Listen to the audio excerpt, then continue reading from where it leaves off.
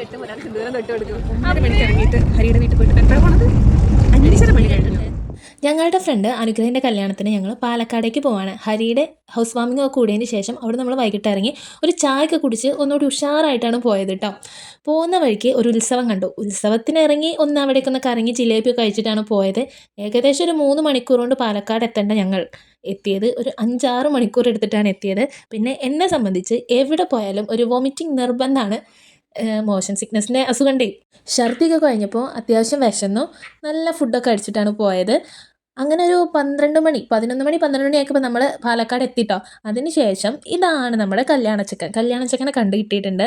നമ്മൾ ലഗേജൊക്കെ റൂമിൽ കൊണ്ടുപോയി വെച്ച് അങ്ങനെ കല്യാണച്ചക്കനെ വെറുതെ വിടാൻ പറ്റുമോ? അവനെ വണ്ടി കയറ്റി നമ്മൾ റൗണ്ട് അടിച്ചു. പഴയ കാര്യങ്ങളൊക്കെ പറഞ്ഞ് നമ്മൾ കോളേജിൽ ഒരുമിച്ച് പഠിച്ചതാണ് എല്ലാവരും, കോളേജ് മേറ്റ്സ് ആണ്. പഴയ കാര്യങ്ങളൊക്കെ പറഞ്ഞ് കുറച്ച് നേരം അങ്ങനെ കറങ്ങി. ഈ ഗ്യാങ്ങിൽ ഇനി ആൾക്കാരുണ്ട് കേട്ടോ. ചിലരൊക്കെ എഡ്യൂക്കേഷൻ ബേസ് അങ്ങനെ ബിസിയാണ്. എന്തായാലും ഞങ്ങളുടെ കൂട്ടത്തിൽ ഒരാളുടെ കല്യാണമായി. അപ്പോൾ ഇനി എന്തായാലും അടുത്ത വിശേഷങ്ങൾ കല്യാണത്തിന് കാണാം.